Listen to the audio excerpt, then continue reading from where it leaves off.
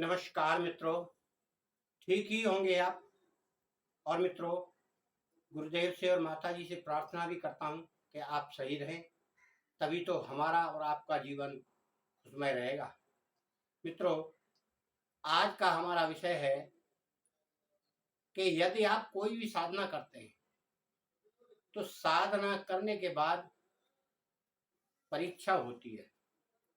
जैसे कोई स्टूडेंट पढ़ता है किसी भी कॉलेज में, विद्यालय में, तो पढ़ाई पूरी होने के बाद उसकी एक परीक्षा होती है। फिर उसका आकलन किया जाता है कि उसने अभी तक क्या पढ़ा है, कुछ सीखा, नहीं सीखा, कितनी योग्यता प्राप्त की, और उस परीक्षा के हिसाब से उसका मूल्यांकन होता है। इसी तरह से हमारे धर्म में शुरू से धर्म ग्रंथों में बताया भी गया है, और हम बता भी रहे कि जब कोई व्यक्ति कोई भी साधना करता है, या तपस्या करे या साधना करे, तो करते करते उन यम, नियम और साधना के सभी प्रकार के उपाय करते हुए उसे उनका पालन करना पड़ता है और अपनी साधना को बदस्तूर जारी रखना होता है। यह उसका एक नियम रहता है।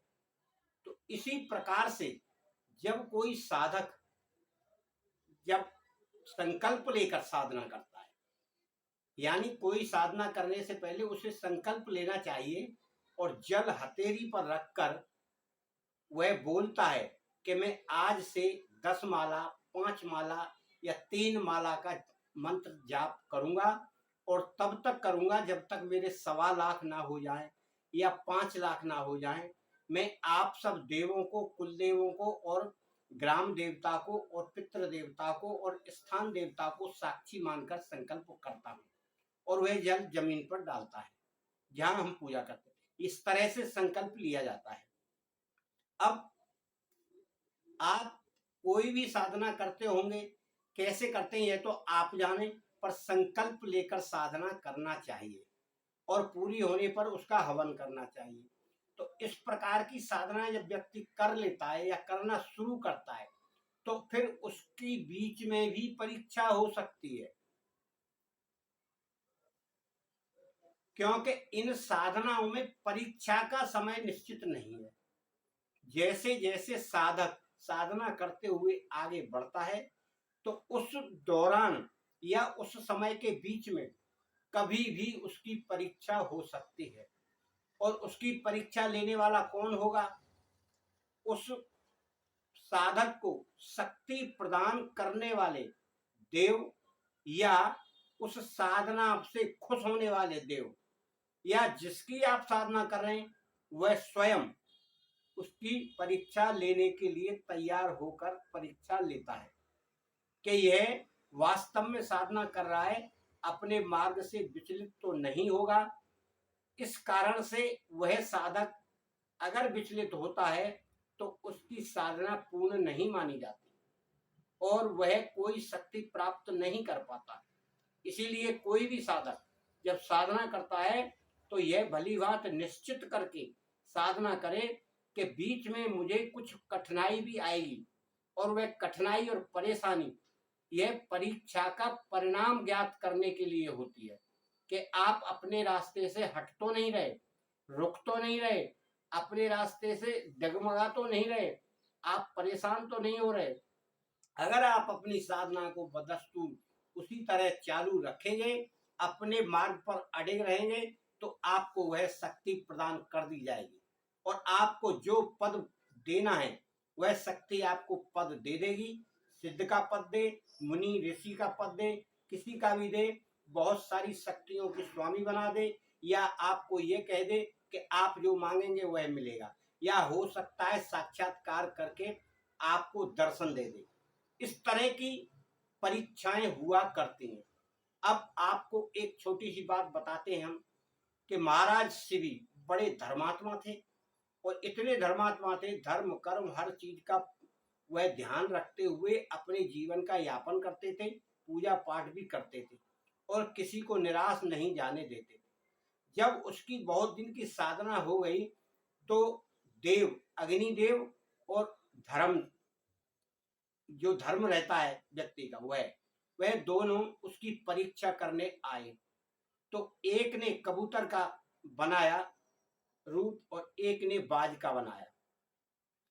तो कबूतर बनकर अग्निदेव उसकी गोदी में आकर गिर गए और पीछे से बाज आ गया उसको झपट्टा मारते हुए, और उसकी गोदी के पास वह आकर बोला, महाराज ये कबूतर मेरा शिकार है, मेरा तो भोजन मांस है, मैं भूखा नहीं रह सकता हूं।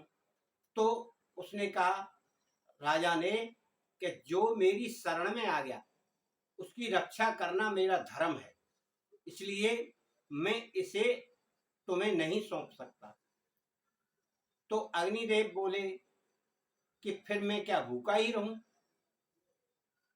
तो महाराज जी ने कहा कि आपको इस कबूतर के बराबर मांस दिया जाएगा, आपका पेट भर जाएगा, इसमें आप सहमत हैं? तो अग्निदेव ने कहा कि हाँ मैं इसमें सहमत हूं। तो उन्होंने कबूतर को एक तरफ रखा और अपने शरीर से मांस काटना शुरू किया। जब मांस काटते काटते कबूतर के बराबर बहुत सारा मांस चढ़ गया, कबूतर बराबर नहीं हुआ मांस के, तब उन्होंने अंत में तलवार उठाकर गर्दन के लिए चलाई कि चलो अब मैं पूरा का पूरा गर्दन काट कर ही इसमें अर्पित कर देता हूं, आपका काम चल जाएगा। इतना गर्दन तक तलवार लाते लाते अग्निदेव और धर्म दोनों प्रकट हो गए और बहुत खुश होके उनको वरदान दिया कि तुम अपने धर्म पर हो, सत्यवादी हो और धर्म की रक्षा करने वाले हो, तुम्हें सर्व सिद्धियां हम प्रदान करते हैं, तुम इसी तरह स्वर्ग में जाओगे। मित्रों, इस तरह आपको भी अपनी साधना का ध्यान रखना है, सब कुछ भूल जाना है। यही ध्यान रखना कि मैंने क्या प्रण किया था और क्या प्रतिज्ञा और संकल्प लेकर साधना कर रहा हूं। आप कभी भी किसी के बहकाने में ना आए, क्योंकि बीच बीच में लोग बहकाने लगते हैं। जब साधना चरम सीमा पे पहुंचती है तभी मन उचटने लगता है, क्या रे बेकार कर रहा हूं, मुझे कुछ मिला नहीं। बस वही आपकी घड़ी संकट की होती है, अगर आप उसको पार कर गए तो उससे ऊपर निकल जाओगे। मित्रों, मेरे साथ बहुत सारी घटनाएं घटी हैं, मैं आपको अपने अनुभव से ही बता रहा हूं। आप इनका ध्यान रख के साधना करेंगे तो अवश्य आपको कुछ ना कुछ साधना का फल मिलेगा और आप अपने जीवन में बहुत सारी बातों को जानने लगेंगे और समझने लगेंगे कि यह साधना होती क्या है और इसका फल कैसे मिलता है और जीवन में सुख और समृद्धि कैसे प्राप्त होती है। मित्रों, मैं आपको ऐसे ऐसे वाक्य, ऐसे ऐसे शब्द और ऐसी ऐसी विधियां बताता हूं कि आप अपने जीवन में उतार कर अपने जीवन को धन्य कर सकते हैं। आज की बात यहीं तक मित्रों। जय गुरुदेव। वीडियो को लाइक शेयर सब्सक्राइब अवश्य करें, यह आपका ही चैनल है, आपके ज्ञान की बात इस पे बताता हूं, आप इसमें कितना रुचि लेते हैं यह आपके ऊपर निर्भर है। धन्यवाद।